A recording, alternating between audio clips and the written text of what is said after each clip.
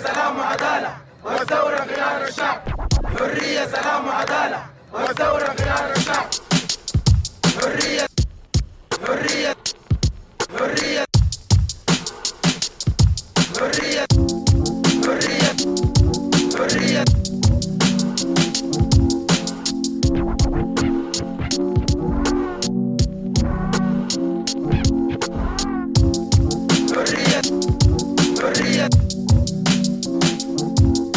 حرية سلام وعدالة والثورة خيار الشعب.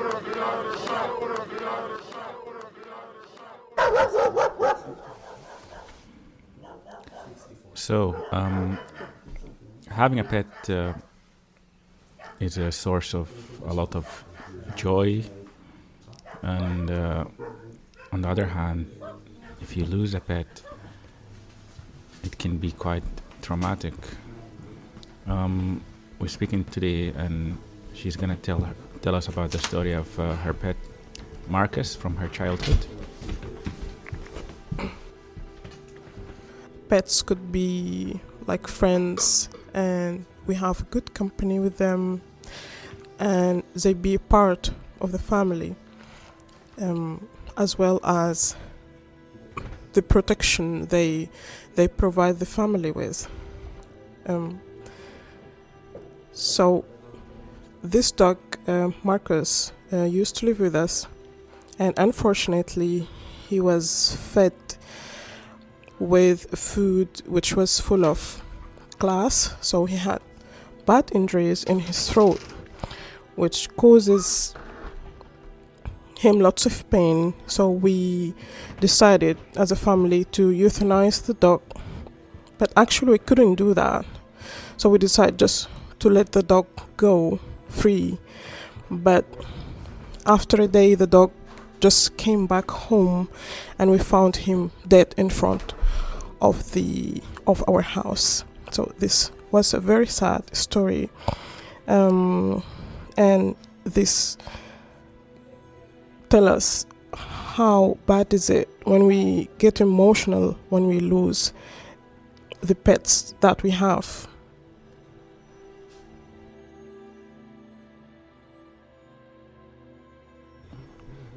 I'm sorry to hear about what happened to Marcus, but I'm sure on the other hand you had plenty of good times with him, lots of fun times.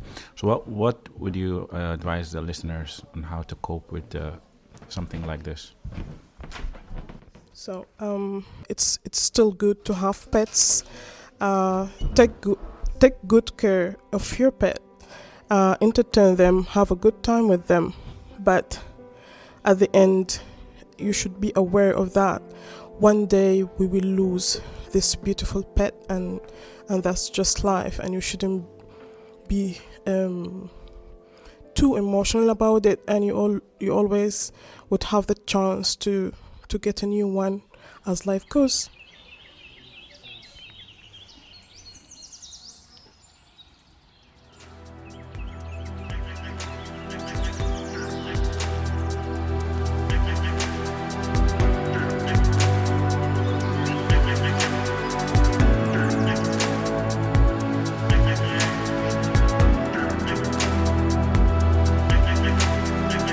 Why did you want to get involved in this project?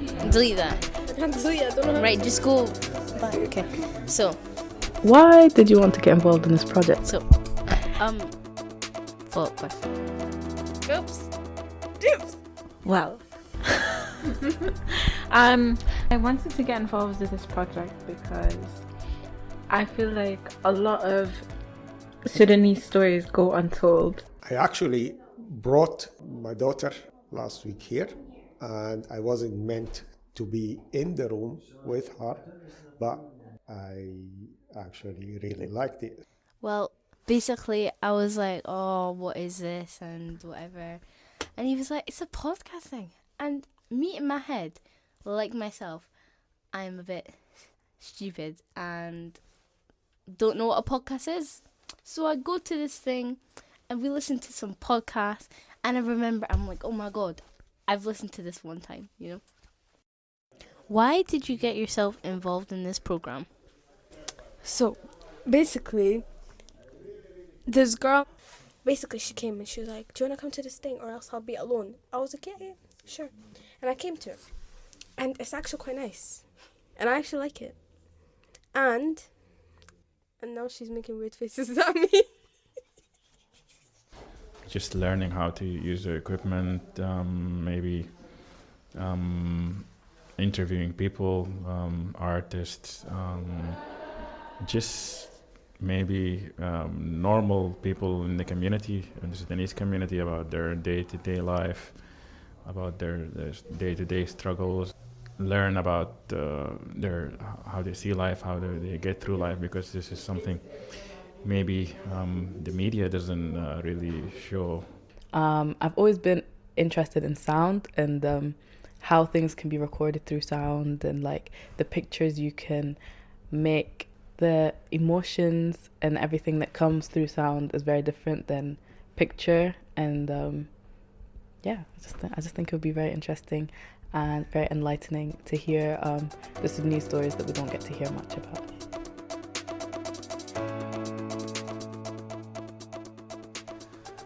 This is the story of tragedy of agriculture in Sudan. Sudan had its golden era when they used to name it as World Food Basket. So in Sudan, we used to had different crops, wheat, sorghum or dhurra, dates in North Sudan, fruits, mango, banana, orange, etc. in Blue Nile, veggie all over around the Sudan. And we had strategy crops. For example, cotton in Jazeera project. We used to export it to Lancashire in UK. And also we had gum Arabic in Western Sudan, and we had sesame in Gadaref. No longer the case. Since 1989, situation not in Sudan, not the same. Over the years, deterioration after deterioration. Wondering why? It's bad politics and greedy capitalism.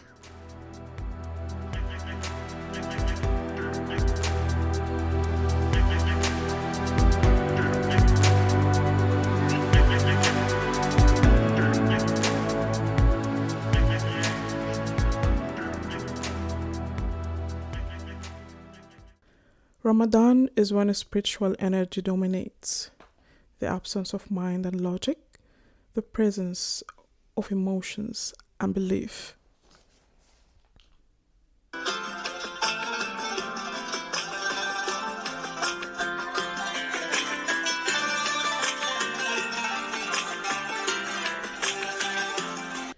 Most of the activities I practice in Ramadan are the same that I practice during the rest of the year. I think it's not about what I do, it's about how I feel. Listening to Quran or reciting it feels different. Performing the prayers feels different. I don't usually like to cook, but in Ramadan I enjoy cooking. It feels different. In normal days, we don't usually get to eat together, while in Ramadan, everyone is present just on time for iftar. It's not just a meal, it feels different. Ramadan's strong spiritual energy makes everything feels different. I make use of this spiritual energy to be the better version of me every year.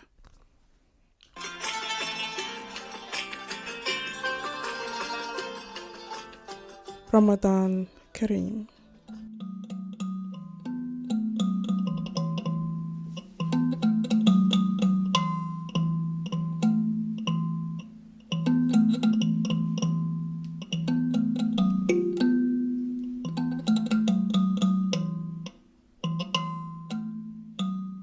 you know, at home, like I said, our parents speak both English and Arabic, but vast majority of the time they speak Arabic. Naturally. And to us they speak English. Every once in a while we say like Sabah al Khair and stuff to each other, but that's really it. Assalamu alaikum and other stuff like that. Some things, you know, massah, like it's like a cream. Like we only say massah. We rarely say cream. We would never say cream. Just from a young age. Yeah. Just like she's always That's called just an it example. massah, Yeah. and then, like, We never called it anything else. We never called it anything. So you can't really get it. Also, not just our home, not just our Sudanese, not just our family, like at home. Also, like our family in Sudan as well. Like with the war and everything, like we're getting constant calls from them. They're like, we want to know how they are, and they want to know how we are. Yeah. Just so it's kind of sad. Like we're getting called like people like Haboba, like our grandma. They keep like every once in a while they come and ask like, can they speak Arabic yet? Like can I say hi to them? Because our Haboba can't really speak English that well. The rest of my mum's side family can, but not Haboba for some reason. Including Jiddu, including her husband, and yeah.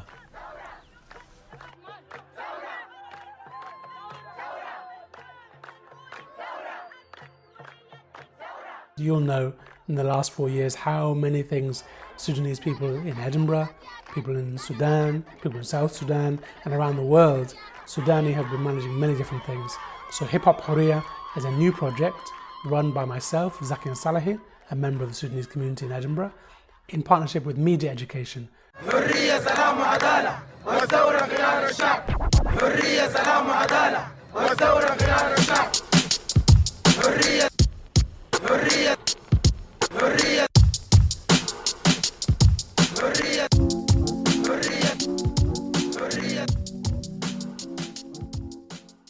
Hop Hurriya is a Dark Matter production, which is me, Zaki El-Salahi, a member of the Sudanese community in Edinburgh.